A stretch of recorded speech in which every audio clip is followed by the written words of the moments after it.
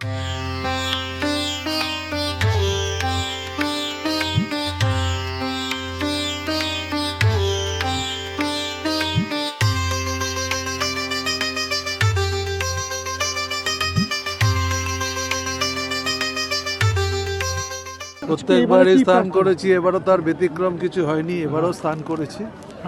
আর অনেক মানুষ পুণ্যার্থীরা এসছেন, তারা শান্তিপূর্ণভাবেই সব কিছু করছেন। আজকেও অনেক ভিড় একটু কমেছে, কিন্তু প্রচুর মানুষ স্নানও করছে।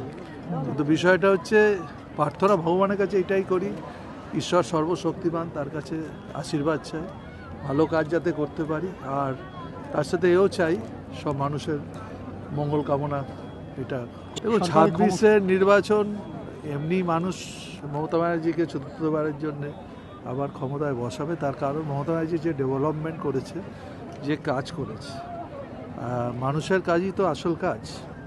5 বছর ধরে সরকার যখন নির্বাচিত হয় তখন মানুষের কাজটা, সেই কাজটা আজকে মুখ্যমন্ত্রী যে কাজটা করেছে, প্রত্যেকটা মানুষ তার বেনিফিট পেয়েছে।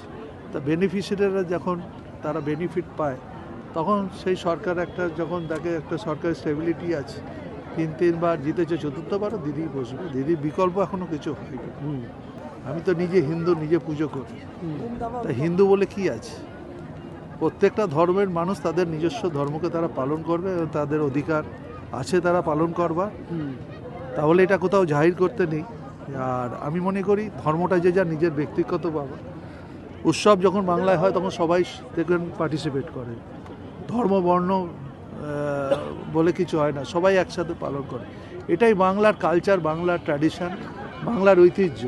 কেউ যদি মনে করেন বাংলার ঐতিহ্যকে কেউ আলাদা করবেন, এটা হবে না।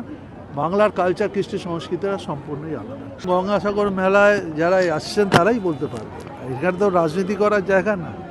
আমি তো 12 তারিখ থেকে এখানে আছি, 12, 13, 14, 15, আজকে 4 দিন হচ্ছে।